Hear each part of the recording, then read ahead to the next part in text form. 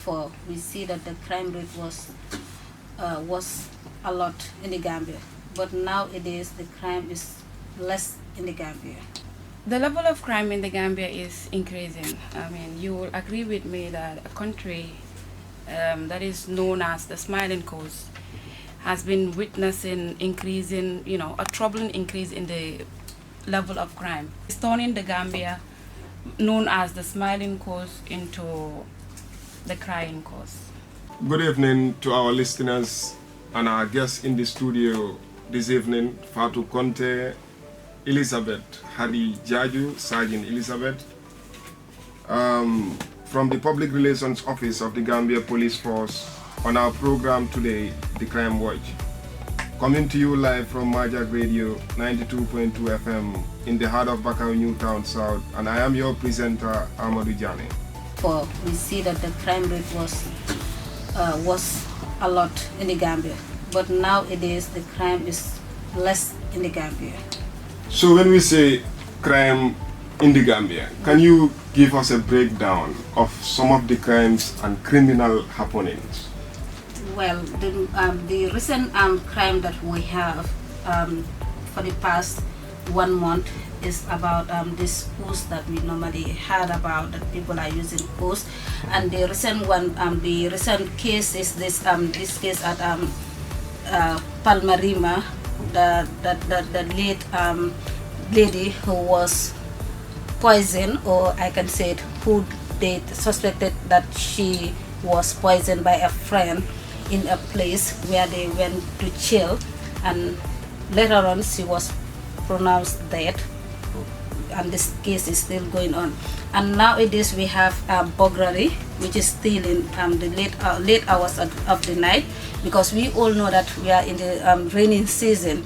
Some of them do go to bed without closing their windows or their doors, and this rapiness that we do have nowadays. The level of crime in the Gambia is increasing. I mean, you will agree with me that a country that is known as the Smiling Coast has been witnessing increasing, a troubling increase in the level of crime, from theft to burglary to, use of drugs, as she mentioned, the kus. It is really getting out of hand. Yes, I mean, it is turning the Gambia, known as the Smiling Coast, into the Crying Coast. Okay, let me react to that. Yeah. Great. If we are talking about Kus, we all know that Kus is drug, and the police are not dealing with drugs. We have a special unit that deals with drug, which we all know that is the drug squad.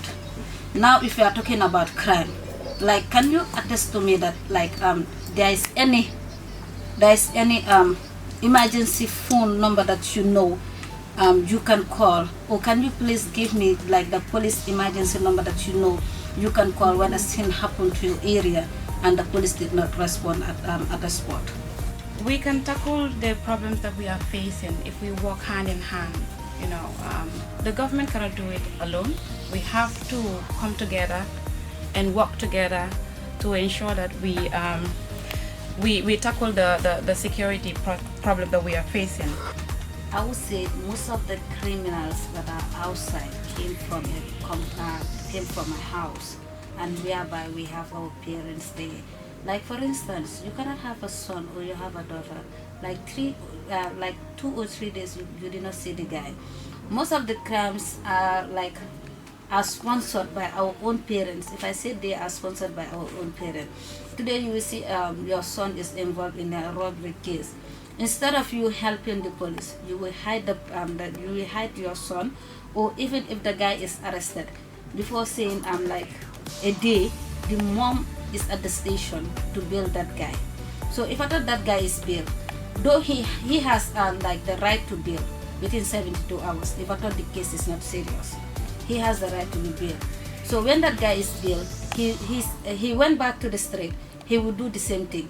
So how will the crime be? How can we be free from zero crime in the Gambia? People will commit murder, and after a few months you will see them walking freely on the street. if there are not laws, strict laws that are guiding these crimes, obviously you will not be scared to commit murder, because you will know after a few months you will be outside, you'll be free. But if we make sure that there are strict laws that are you know, put on people that commit crimes like murder, we will you know, have a step ahead in making sure that we put an end to all of these. And I will quote from a publication made that I've read on the GPF official Facebook page, that they arrested a 35-year-old man who was armed in the street of Nema.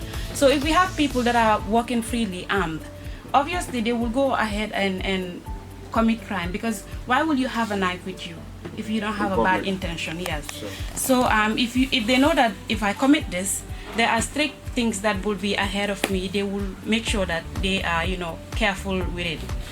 And also talking about the drug, also the drugs, especially this kush.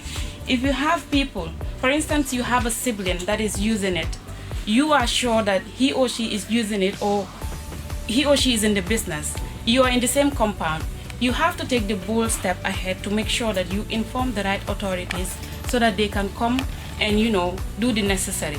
But if you hide them, obviously they will not know, or before they will know, it will be late.